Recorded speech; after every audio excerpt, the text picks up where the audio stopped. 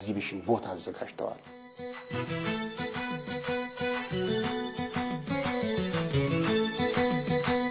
በሼድ ላይ እናከብራለን እያልን ያለ ነው። ስለዚህ ሼድ ወጪውን ሚኒስቴር መስሪያ ቤቱም ከቨር አድርጓል። እኛም ደግሞ ኮስት ሼሪንግ አድርገናል። ስለዚህ በጥሩ ሁኔታ እየተካሄደ ነው ያለው። ከ25000 ካሬ በላይ በሆነ ስፍራ ነው የተቀመጠው ሼዱ።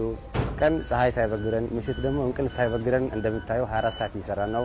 እንግዶቻችንን የምንቀበልበት ኤሪያዎች ፈንክሽናል የማድረግ ስራ እየሰራ ነው። ሽንት ቤቶች፣ ሻወሮች ኦልሬዲ ደን አልቋል 100%። ውስጥ ለውስጥ ደግሞ ከ1.5 ኪሎ ሜትር በላይ ውስጥ ለውስጥ በግራቭል የተሰራ መንገዶች አሉት። የውሃ ዝርጋታ ደግሞ ሙሉ ለሙሉ ፈንክሽናል ሆነዋል። እንደምታየው ደግሞ ራሱን የቻለ ትራንስፈር ተገጥሞለት ኦልሬዲ መብራት ስራ 24 ሰዓት እየተሰራ ይገኛል። በርካታ ስራዎችን እየሰራን ነው። እንደምታየው ይሄ አንደኛ ዝግጅቱን የምናካሂድበት ሼዱ ስቴዲየም ዝግጅትን ጨምሮ ፓናል ውይይቶች የሚደረጉበት አዳራሾችን ጨምሮ ለእንግዶች ደግሞ ምን አይነት አቀባበል ማድረግ እንዳለብን እዚህ ጋር ደግሞ ቴክኒካል ጉዳዮችን ጭምር በርካታና ሰፊ ዝግጅት እያደረግን ነው የምንገኘው።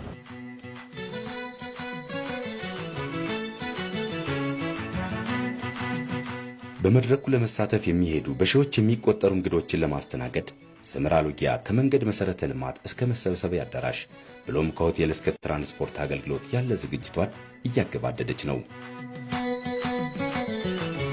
በ10ኛ ከተሞች ፎረም ከመላው የሀገራችን ኢትዮጵያ ከተሞች ወደ 151 ከተሞች ነው የሚታደሙት። በዚህ 151 ከተሞች የሚሄደው ተሳታፊና አፋር ውስጥ የሚካሄደው ተሳታፊ ጨምሮ እስከ 50,000 ይደርሳል የሚል ሳቤ ነው ያለን። ይሄን ይዞ እየተሰራ ነው ያለው።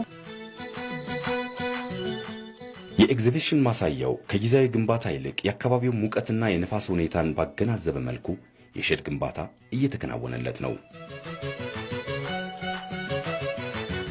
ይህ ደግሞ በፍጥነት እየሰፋችና እያደገች ላለችው ሰመራ ሎጊያ ከተማ ተጨማሪ ሀብት ይዞ የሚመጣ ይመስላል። ሼዱ ቀጣይ አገልግሎት እንዲሰጥ ተደርጎ ነው የተሰራ ያለውና በዓሉን ካከበርን በኋላ የሚፈርስ ሳይሆን ለከተማው ማስተዳደሩ ማንኛውንም ዝግጅት ማንኛውንም ኤግዚቢሽን ክልሉን ሊያዘጋጅ የሚችለው ነገሮች በሙሉ እዛ እንዲዘጋጅ ነው። ቀጣይ ቢያንስ ለብዙ ዓመታት እና ለከተማው ደግሞ ትልቁ ገቢ የሚያመነጭ ስራ ነው የተሰራ ያለው። ሼዱ ደግሞ በጣም ሴሌክትድ የሆነ ቦታ ስለህ በዚህ ሎጊያንም ሰመራንም ያዋሰነ ቀጣይነት ላለው ከዚህ በፊት ተሰርቶ የማይታወቅ ስራ ነው የተሰራ ያለው።